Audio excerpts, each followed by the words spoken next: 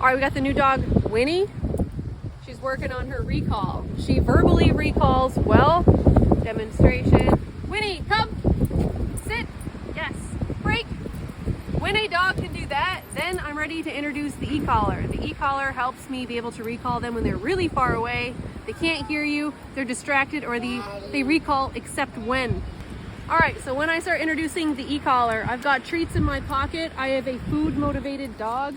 What I'm gonna do is call the dog and the e-collar at the same time. I'm gonna do that repeatedly until the dog isn't like, what is that?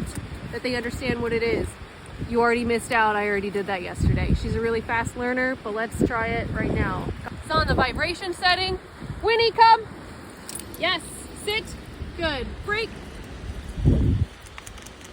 After I repeatedly do the verbal with the vibration simultaneously for a while, what I'm gonna do is test that the dog understands the vibration all by itself. Let's give it a tap tap. Does not kind of, yes, lentils on your long line. A little bit confusing, good girl. Break. We'll try it again in a second. We'll let her get distracted. She'll go sniff some stuff. All right, ready? Tap tap. Yes, good girl. Break. When a dog reliably understands that tap tap means come find me, that's when I let the long line drag. You missed out on yesterday was me tapping it and her going like this. And then when she looked at me, I said, yes! And I also coaxed her. She's tangled, sorry, I don't know. Come here. Just like that. I kind of just used the long line to make sure she did come to me. You don't put the e-collar on and let them off leash and push buttons and hope that they come back. That's not it. Use the long line, push the button and guide them to you repeatedly until that's muscle memory. And then you give them the opportunity to try it for themselves without a verbal cue and without the long line cue. So you're pairing vibration, come back. Vibration, come back, using another tool to make sure it happens. I live in a really noisy place by the river a lot. It's really windy.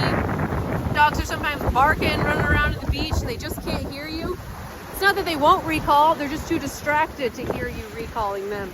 So the vibration is a good way to touch them from far away and interrupt them from sniffing, interrupt them from playing, interrupt them from doing something dangerous like trying to cross the river where they shouldn't. The more training you do, the more you practice it, the more reliable it becomes. It's just another tool that I like to have for what I like to do.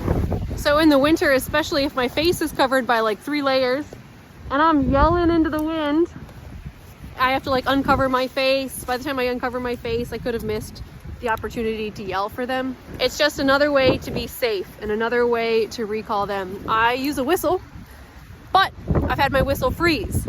It's more important, I think, in the winter for me to have them as backup because they have a light. It gets dark here a lot, so I like that every dog has a light on. Louie, no humping. It's just a really good backup. See, I have got 3 hoods on. It's windy, it's cold here. It's loud. It's not that they wouldn't call. Lentils pooping, you got that? Right there. Lentil pooped. So the dogs do know recall. They understand a verbal recall, they understand a whistle recall, and they understand the vibration recall. It's just another way to have control of the dogs at a large distance and interrupt them from things like rolling on dead fish. They're playing too hard and I did my hey and they don't respect it, I'm turning the vibration collar on. It's just hey, hey. It's like that. She's gonna mount that dog.